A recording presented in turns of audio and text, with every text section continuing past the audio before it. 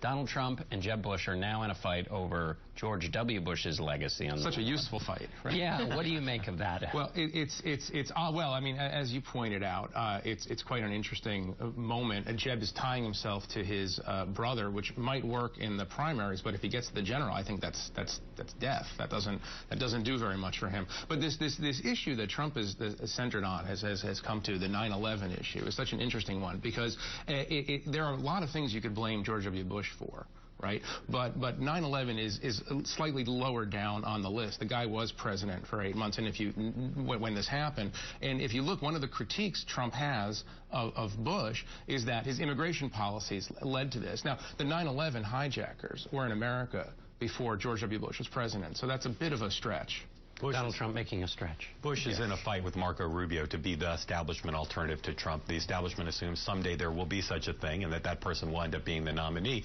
He's chosen to open another front in his war against Trump because in the Bush world, they believe in the end, why will Trump fall? They believe because voters will say he's not a credible commander-in-chief. Trump opened the door to that attack. It's dangerous for Bush. First of all, fighting a two-front war is hard. And second, he's fought Trump before on these type of issues, and it's not helped him.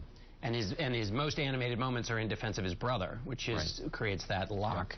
Yeah. Bob, I want to ask you about, Jeb Bush has tried to get out from under his brother, but this is history. I mean, George Bush was the president when a tragedy happened in America and 2 wars resulted afterwards. I mean, isn't it kind of crazy to think that anybody can get out from a president who presided over such historic times?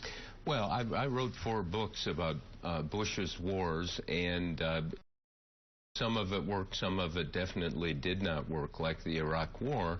And but Jeffrey's right. Refighting this, I mean, it doesn't work. This is not on people's minds. They want to know, are we going to be safe now?